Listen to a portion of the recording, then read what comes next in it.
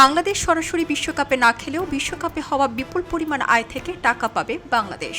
Football বিশ্বকাপের চূড়ান্ত পর্বে এবার সর্বাধিক ৪৮টি দল অংশ নিয়েছে। যত বেশি দল অংশগ্রহণ করবে ফিফার আয় তত বেশি। বিশ্বকাপ আয়োজন থেকে ফিফা যে আয় করে তার একটি অংশ সদস্য দেশগুলোর ফুটবল উন্নয়ন কার্যক্রমে ব্যয় করা হয়। ফিফার সদস্য দেশ হিসেবে সেই উন্নয়ন তহবিলের অর্থের অংশ পাবে বাংলাদেশও। এই অর্থ বাংলাদেশের ফুটবলার ও ফুটবল উন্নয়নে ব্যয় করা হবে। ২০২৬ বিশ্বকাপকে সামনে রেখে রেকর্ড ৮৭১ মিলিয়ন মার্কিন ডলার অর্থ পুরস্কার ঘোষণা করেছে ফিফা। ২০২২ সালের কাতার বিশ্বকাপের তুলনায় এবারের মোট প্রাইজ মানি প্রায় ৬৫% বেশি। বিশ্বকাপের গ্রুপ পর্ব থেকে বিদায় নেওয়া প্রতিটি দল পেয়েছে ১২.৫ মিলিয়ন ডলার। চ্যাম্পিয়ন দল পাবে ৫০ মিলিয়ন ডলার। রানার্স আপের জন্য বরাদ্দ ৩৩ মিলিয়ন ডলার।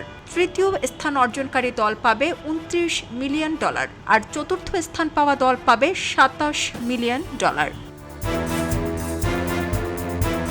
এছাড়া কোয়ার্টার ফাইনাল থেকে বিদায় নেওয়া দলগুলো পেয়েছে ২০ মিলিয়ন ডলার করে। রাউন্ড অফ ১৬ থেকে বিদায় নেওয়া দলগুলোর জন্য বরাদ্দ ছিল ১৬ মিলিয়ন ডলার এবং দ্বিতীয় রাউন্ড থেকে বিদায় নেওয়া দলগুলো পেয়েছে ১২ মিলিয়ন ডলার করে। টুর্নামেন্টে অংশ নেওয়া প্রতিটি দলকে প্রস্তুতি ও যাতায়াত ব্যয়ের জন্য অতিরিক্ত ২.৫ মিলিয়ন ডলারও দিয়েছে ফিফা। ফিফার শো যত বড় আয় ততই বেশি। লভ্যাংশ থেকে ফিফা সদস্যভুক্ত সকল দেশকে অর্থনৈতিক সহযোগিতা করবে। গেম ডেভেলপমেন্টের জন্য বাংলাদেশও বিশ্বকাপ শেষে পাবে বড় অঙ্কের টাকা। তবে বাংলাদেশ ফিফা থেকে কি পরিমাণ অর্থ উপহার পাবে তা এখনো জানা যায়নি। সারা জেরিন, খবরের কাগজ, স্পোর্টস।